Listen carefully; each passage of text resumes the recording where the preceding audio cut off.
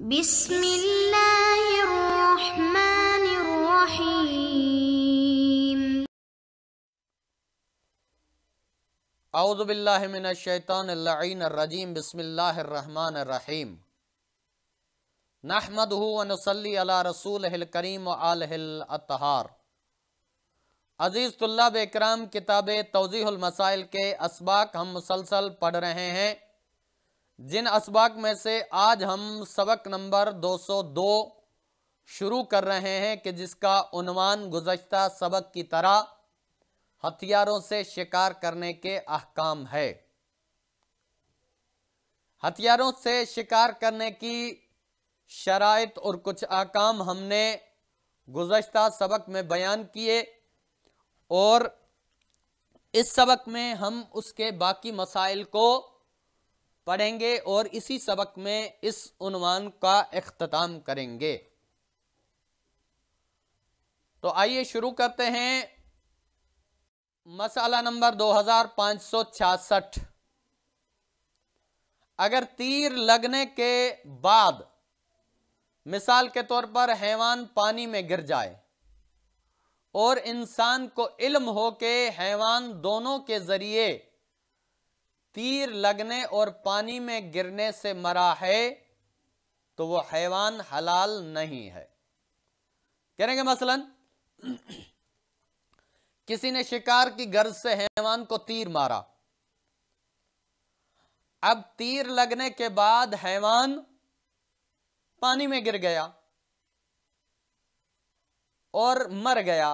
اب اگر مرنے کے دونوں سبب ہیں، یعنی تیر لگنا بھی اور اس کے ساتھ ساتھ پانی میں گرنا بھی، تو اس صورت میں وہ حیوان حلال نہیں ہے۔ بلکہ اگر انسان کو یہ علم نہ ہو کہ وہ فقط تیر لگنے سے مرا ہے تب بھی وہ حیوان حلال نہیں ہے۔ یعنی مثلا اگر اسے یہ علم نہ ہو کہ صرف تیر لگنے سے مرا ہے، ہو سکتا ہے کہ پانی کے ذریعے سے بھی مرا ہو، تو بھی حیوان حلال نہیں ہوگا۔ جب یہ علم ہو کہ صرف تیر لگنے کی وجہ سے مرا ہے تو اس صورت میں ہو سکتا ہے۔ اب آ جاتے ہیں مسئلہ نمبر 2567۔ اگر کوئی شخص غصبی کتے یا غصبی ہتھیار سے کسی حیوان کا شکار کرے تو شکار حلال ہے اور خود اس شکاری کا مال ہو جاتا ہے، لیکن اس بات کے علاوہ کہ اس نے گناہ کیا ہے، ضروری ہے کہ ہتھیار یا کتے کی اجرت اس کے مالک کو دے۔ کریں گے مثلا کسی نے چوری کیا ہوا یا غصبی ہتھیار یا کتا جو ہے اس کے ذریعے سے شکار کیا، کریں گے شکار تو ہو گیا، اب شکار بھی حلال ہے اور جو شکار ہوا ہے وہ اس کا مال بھی اسی کا ہے، لیکن جو اس نے کتا غصب کیا ہے یا ہتھیار غصب کیا ہے اس کے لیے وہ گناہگار ہے، اور ضروری ہے کہ جو اس نے ہتھیار یا کتا استعمال کر کے شکار کیا ہے اس کی اجرت اس کے مالک کو دے دے، ورنہ وہ گناہگار ہوگا۔ البتہ شکار میں کوئی اشکال نہیں ہے۔ اب آ جاتے ہیں مسئلہ نمبر 2568۔ اگر شکار کرنے کے ہتھیار مثلا تلوار سے حیوان کے بعض اعضاء مثلا ہاتھ اور پاؤں اس کے بدن سے جدا کر دیے جائیں تو وہ عضو حرام ہیں۔ کریں گے مثلا جس ہتھیار سے ہم شکار کرتے ہیں جیسے کہ تلوار ہے، اس کے ذریعے سے شکار کیا جا سکتا ہے، اور اگر شکار کیا جائے اس کے ذریعے سے تو حیوان حلال و پاک ہو جاتا ہے، لیکن اگر حیوان کے بعض اعضاء کو اس کے ذریعے سے جدا کر دیا جائے تو मसलन उसके हाथों को या पाँव को काट दिया जाए, तो वो उज़ो जो उसके अलग किए गए हैं वो हराम हो जाते हैं। लेकिन अगर मसला नंबर 2565 में मज़कूरा शराइत के साथ उस हैवान को ज़िबह किया जाए तो उसका बाकी मांदा बदन हलाल हो जाएगा। करेंगे मसलन पहले उसी हथियार से, शिकार वाले हथियार से उसके पांव मसलन या हाथ पांव काट लिए, वो तो हराम है। अब उस हैवान का क्या हुक्म है? करेंगे अगर उस हैवान को जो पहले शराइत ज़िबह शिकार या ज़िबह की बताई गई, उन शराइत के मुताबिक अगर उसको ज़िबह करता है तो उन उज़ो के अलावा जो हराम हो गए, उन उज़ो के अलावा जो उसका बाकी बदन है वो हलाल है और पाक है।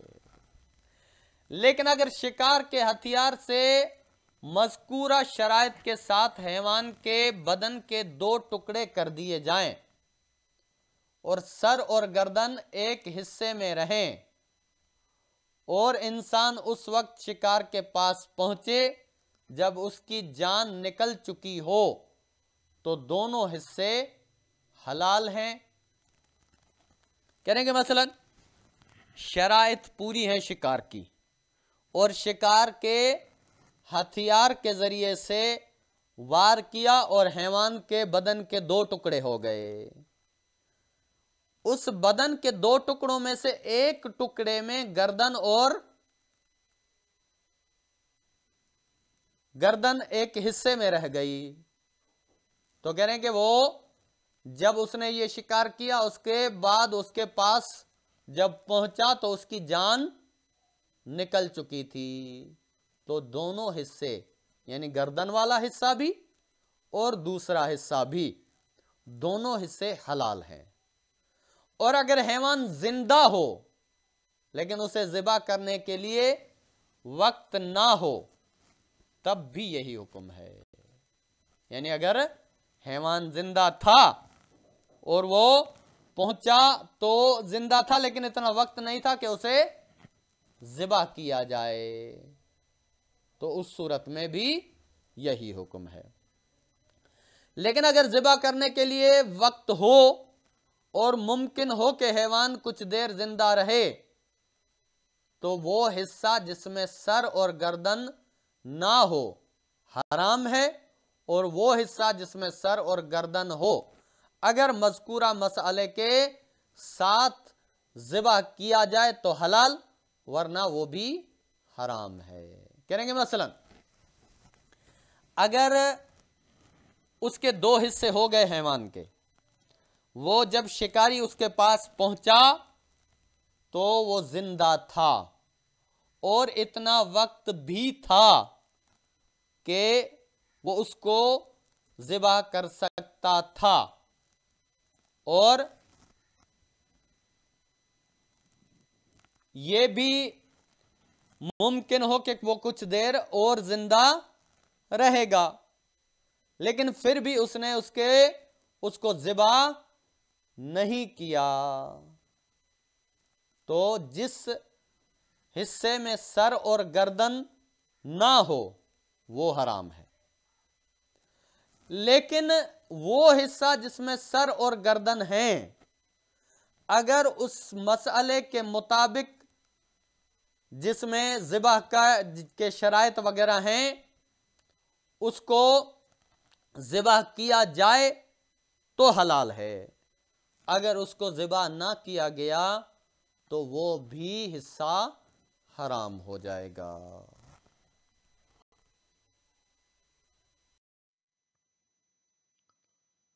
अब आ जाते हैं मसला नंबर 2569। अगर लकड़ी या पत्थर या किसी दूसरी चीज से जिनसे शिकार करना सही नहीं है किसी हैवान के 2 टुकड़े कर दिए जाएं, तो वो हिस्सा जिसमें सर और गर्दन ना हो हराम है,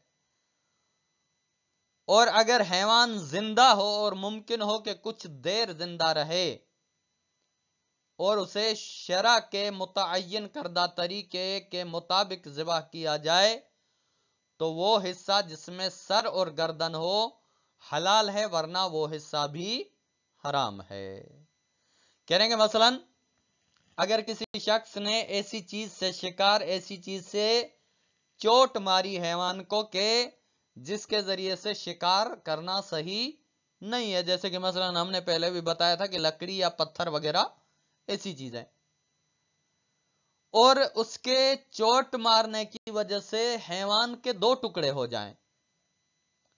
اب دو ٹکڑے جو ہیں ان میں سے ایک ٹکڑا جو ہے جس میں سر اور گردن بھی ہے، اور دوسرا ٹکڑا جو ہے جس میں سر اور گردن نہیں ہے۔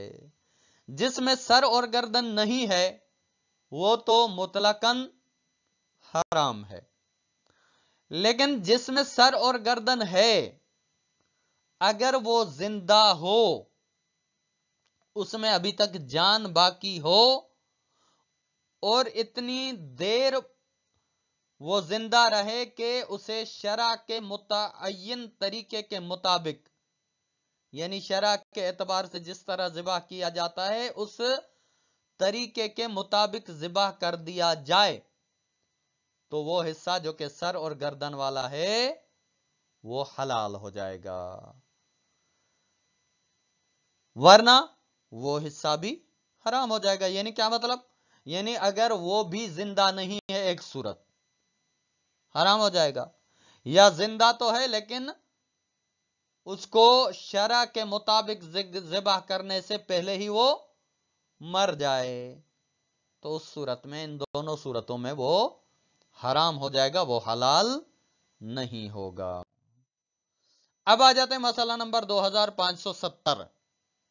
جب کسی حیوان کا شکار کیا جائے یا اسے ذبح کیا جائے اور اس کے پیٹ سے زندہ بچہ نکلے تو اگر اس بچے کو شرع کے معین کردہ طریقے کے مطابق ذبح کیا جائے تو حلال، ورنہ حرام ہے۔ کہہ رہے کہ مثلا ایک شکاری نے کسی حیوان کا شکار کیا، اب اس شکار شدہ حیوان کے پیٹ سے ایک بچہ نکلا جو کہ زندہ تھا۔ اب کیونکہ وہ پہلے زندہ تھا تو اگر اسے شرع کے مطابق ذبح کیا جائے تو حرام ہے، لیکن اگر وہ مردہ تھا یا نکلنے کے بعد اسے ذبح نہیں کیا گیا ویسے ہی مر گیا تو اس صورت میں وہ حلال نہیں ہوگا بلکہ وہ حرام ہو جائے گا۔ اب آ جاتے ہیں مسئلہ نمبر 2571۔ اگر کسی حیوان کا شکار کیا جائے یا اسے ذبح کیا جائے اور اس کے پیٹ سے مردہ بچہ نکلے تو اس صورت میں کہ جب بچہ اس حیوان کو ذبح کرنے سے پہلے نہ مرا ہو، اور اسی طرح جب وہ بچہ اس حیوان کے پیٹ سے دیر سے نکلنے کی وجہ سے نہ مرا ہو، اگر اس بچے کی بناوٹ مکمل اور اون یا بال اس کے بدن پر اگے ہوئے ہوں تو وہ بچہ پاک اور حلال ہے۔ کہہ رہے ہیں مثلا کسی نے کوئی حیوان شکار کیا اور اسے ذبح کیا، اس کے پیٹ سے جو بچہ نکلا وہ پیٹ سے نکلتے ہی مردہ تھا، زندہ نہیں تھا۔ اب اگر وہ اس حیوان کے شکار کے وقت ہی مر گیا تھا یا اسے ذبح کرتے وقت، ذبح کرنے یعنی نکالنے سے پہلے ہی مر گیا تھا، پھر تو وہ بچہ حلال اور پاک ہے اگر اس کے بدن پر بال وغیرہ یا اون وغیرہ اگے ہوئے ہوں تو۔ لیکن اگر وہ بچہ جو ہے وہ ذبح سے پہلے نہ مرا ہو بلکہ وہ بچہ حیوان کے پیٹ سے دیر سے نکلنے کی وجہ سے مرا ہو، یا اس بچے کی بناوٹ مکمل نہ ہو، تو اس صورت میں وہ بچہ حلال نہیں ہوگا. یعنی ذبح کرنے سے پہلے نہ مرا ہو ایک صورت.